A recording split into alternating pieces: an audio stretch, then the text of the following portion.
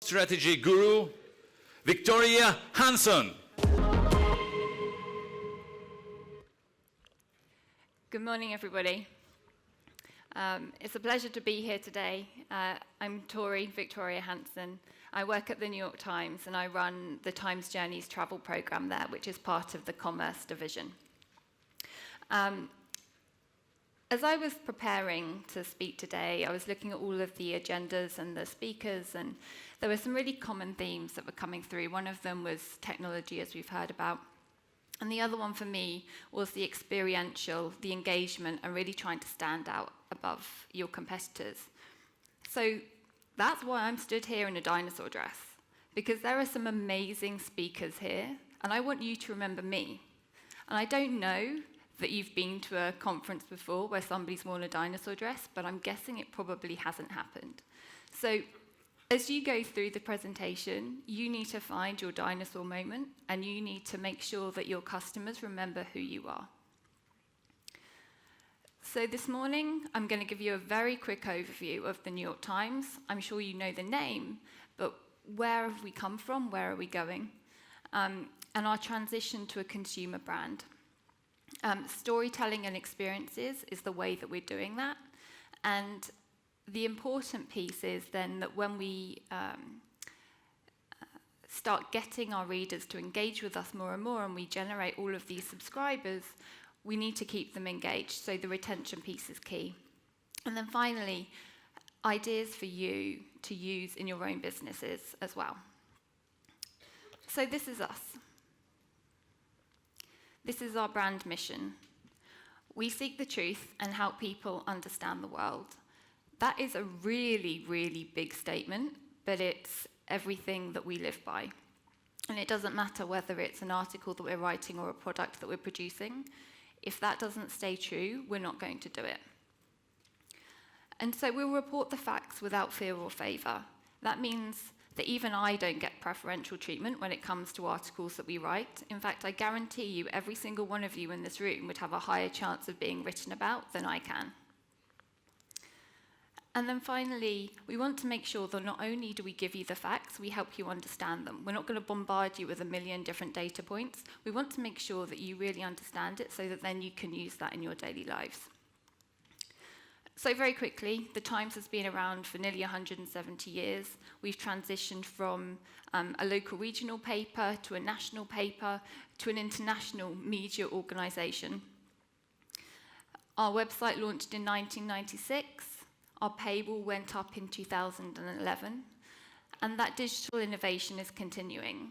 Our daily, the podcast that we launched in 2017, became Apple's biggest downloaded podcast in 2018, with 1.93 million downloads. And so this is where we came from. We were the New York Daily Times, and we were literally content consumed in a paper format. Today, we are entirely platform agnostic. For us, content is key, and it doesn't matter where you are or what your preference is. We want to make sure that we can get that to you, whether that's through Alexa, whether that's on your iPhone, on your tablet, or still in the print format. And not only do we have our news content, we also have our brand extensions, and this is the division that I belong to. We want to make sure that you, as an individual, can show your affinity to the New York Times if you so wish, and also it allows us to deepen our relationship with our readers as well. So, for example, at the store, the New York Times store, you can, if you wanted to, buy a birthday book, and that birthday book basically is all of the front pages of the New York Times since you were born on your birthday. But as we know, the media landscape is really tough. It's really challenging. And so that was the Times. That was where we've been. But if we're going to survive and go on and thrive, we have to keep rethinking, reimagining, and looking at how we're going to be a media organisation in 2020 and 2025 and beyond. And that's really important because this graph here gives you a little bit of a taste of the impact of the decline in print advertising has had. So this is a relatively recent graph. I think it's from 2013. But actually, the height of print advertising was in 2005, and it was a $50 billion revenue spend. And by 2017, that had plummeted, and now I think it's less than 15 billion. And at the same time, you're seeing that digital advertising just isn't keeping pace. It's not the eureka moment that everybody thought it was going to be. And you're seeing that because not only are legacy publishers struggling, but digital publishers are struggling as well. So we need to keep thinking, how are we going to continue and to grow our business? So the answer is that we need to take ownership of those revenue streams, we need to take back control, and we need to become a consumer brand. And we see that people will pay for quality content. The proof is already there. How many in this room are subscribers to Netflix? To Spotify? So you're completely proving my point here. People will pay for good quality content. And I know that people read. People read the daily news in digital format. There are 180 million digital news readers in the US, but less than 15 million pay for it. Now that's a scary differential, but that's also a really big business opportunity. If you can convert them, and you can do so efficiently, then you have that opportunity to become the 100 million, like the Netflix and like the Spotify. And so this is what we're struggling with. This is the challenge that we're trying to overcome. It's our journey, if you will, to becoming a consumer subscription brand. And so what we need to do, we need to create that product category. We need to create something brand new, something that's never been done before, the category of quality and original reporting that's worth paying for. And the only way we can do that is by doing three things. We need to put our readers first. We need to put our customers first. We need to show them the quality of our product so they understand why they should pay for it.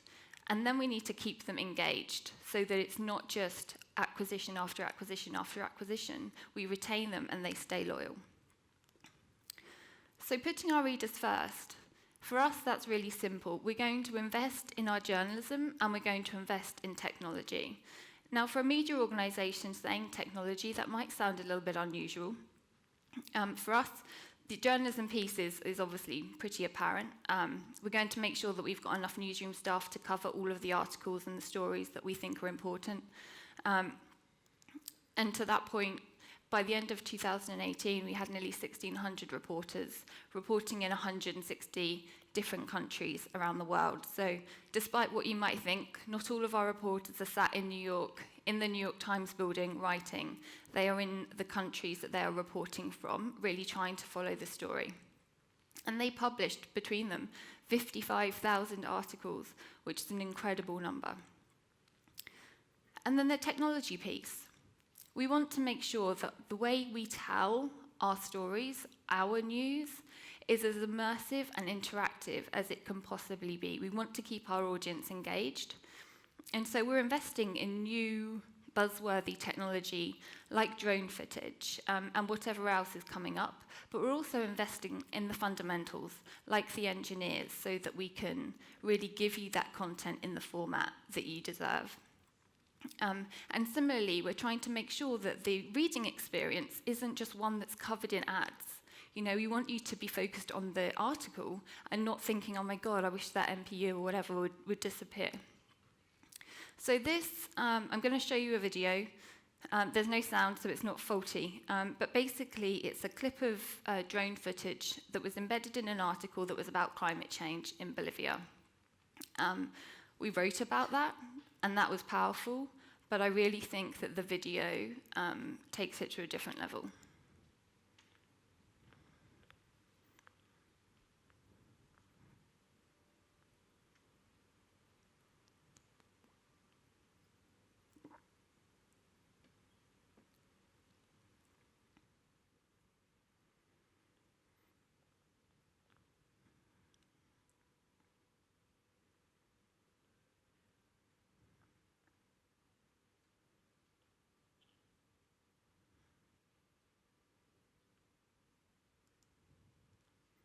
That was Bolivia's second largest lake.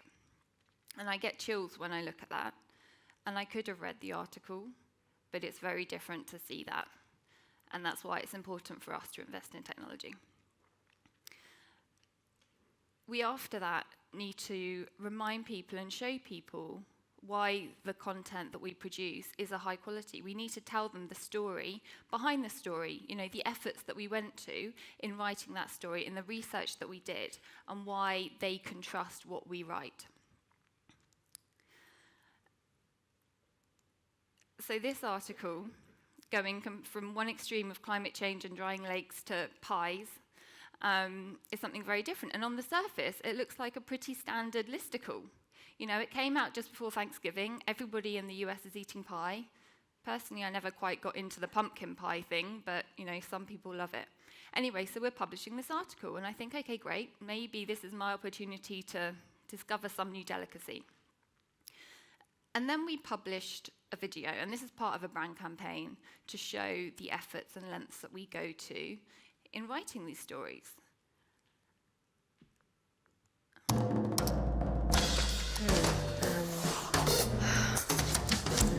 It's all in my notebook, but Okay. Over and over again. Ready? something a little less flaky.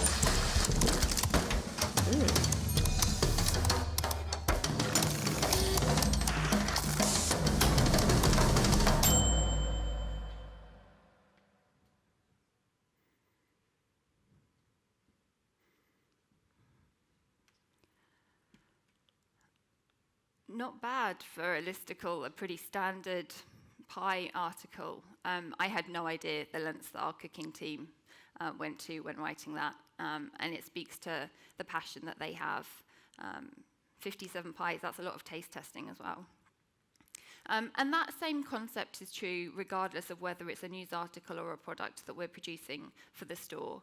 So this is one of the mugs that we sell, the debossed tea mug, as you can see there. You would think that was a pretty standard mug, but the thought that goes into it, and in this video... Sarah and I met in college at Pratt, first year. We always talked about having our own little design studio here in Bushwick. That's why we started Franked out with ceramics. From the thickness of the handle to the amount of ounces each mug would have, it was something that was absolutely customized. I wanted to go with like a newsprint color, something that people could relate to. If you look from like mug to mug, you can tell someone made it by hand.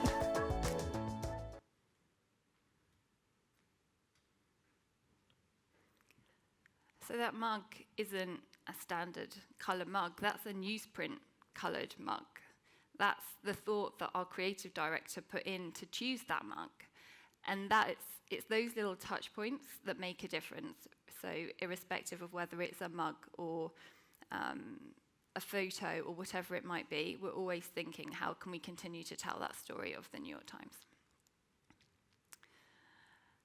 And so then after we've told them this story, we want to make sure that we fully complete that circle. It's one thing to say, hey, this is the lengths that we go to, but without paying customers, paying subscribers in our instance, there is no New York Times. So we need to remind them of that.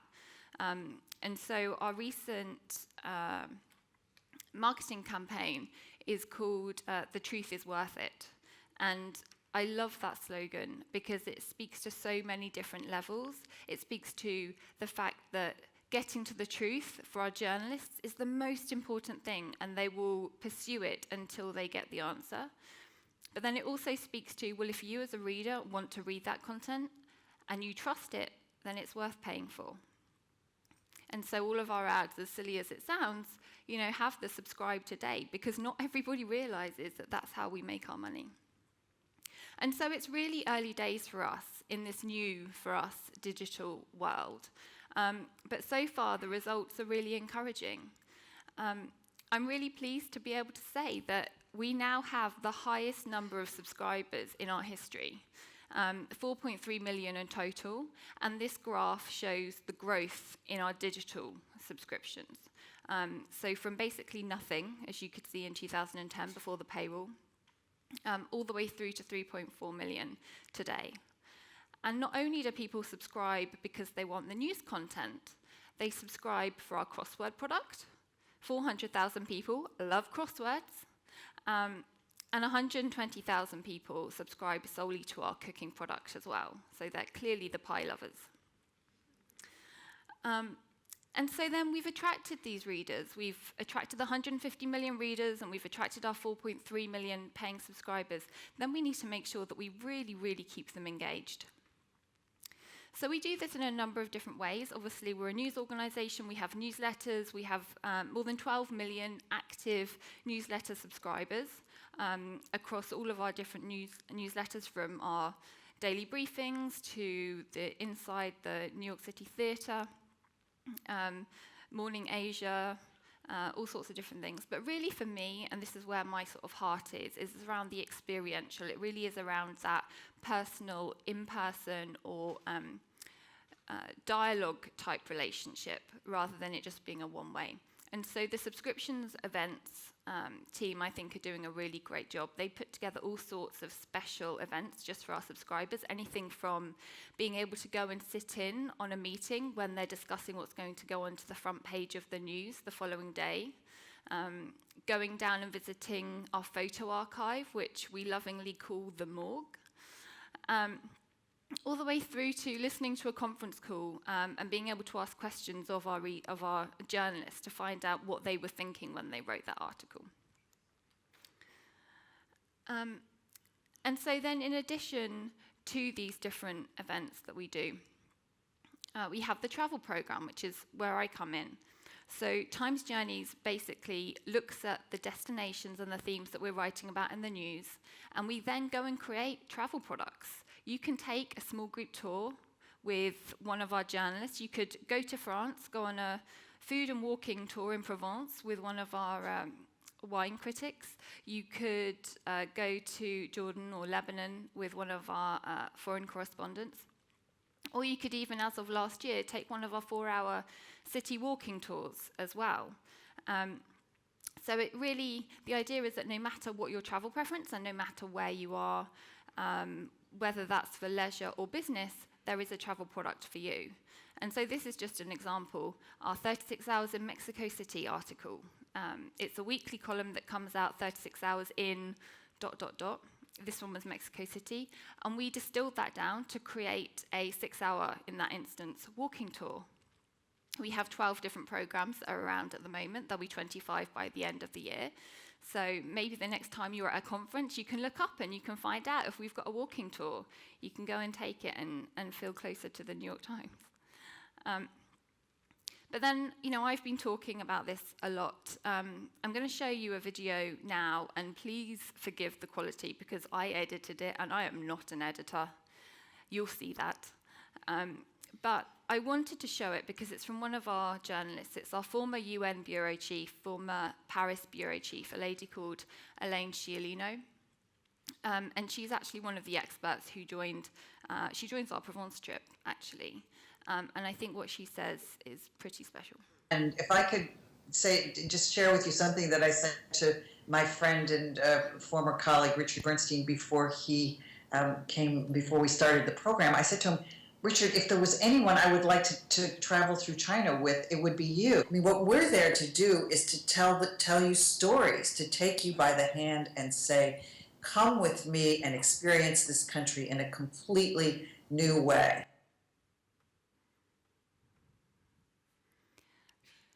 So basically, you only had to have Elaine talking. She's just summarized everything that I've said about Times Journeys. But the fact of the matter is, experiences are everywhere. They are for everyone. I mean, I hope that as I've been talking up to that point, you've been thinking, okay, well, she's talking about the Times. How can I apply that in my own business? And I'd be happy to talk to you about that as well later. But the following slides are a little bit more about, you know, some other ideas too. So customer service for me is obviously critical.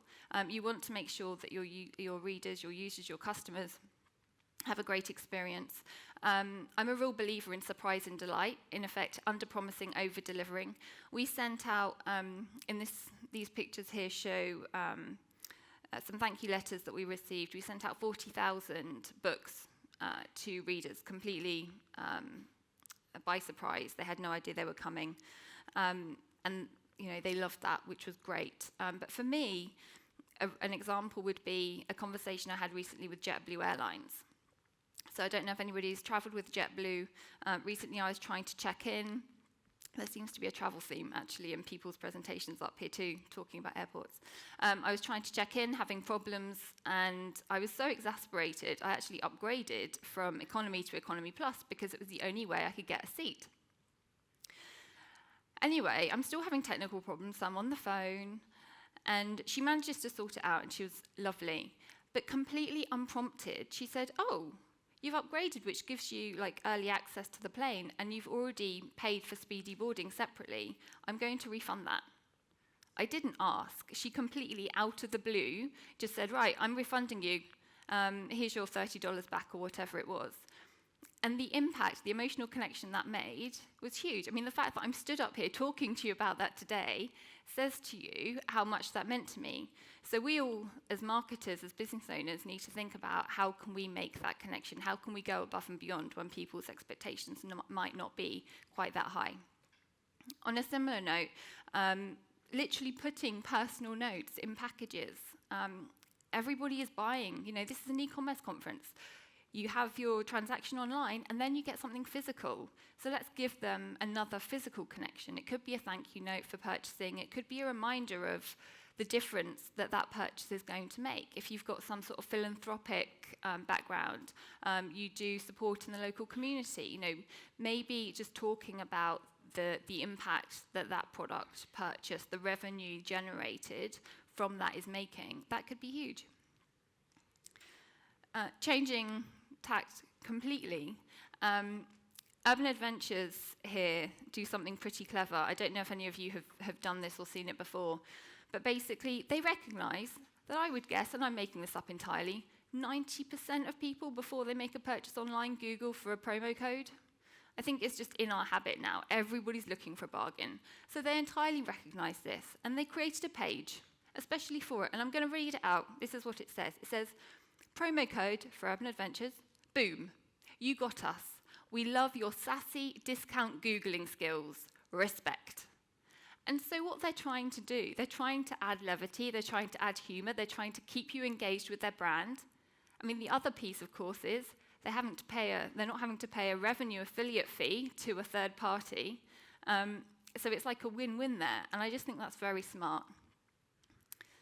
And then finally, to go back to the events piece, just remembering that the experiences that you produce don't have to solely be within your environment. You can be organising events that keep your community engaged, irrespective of whether it's helping you or not. You could organise a sandwich making session for a local church or charity. You could organise people to go and be community gardeners. The fact of the matter is that you are bringing your audience, your readers, your customers together, and they are spending time with other like-minded people, other like-minded individuals, and they're going to think much more favourably about you as a business as a result of that. So if you remember nothing else today, remember that whatever it is you do, you need to stand out from the crowd. You need to punch through that glass ceiling, whatever it might be.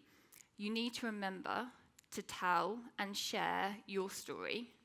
You need to find your dinosaur dress. Thank you.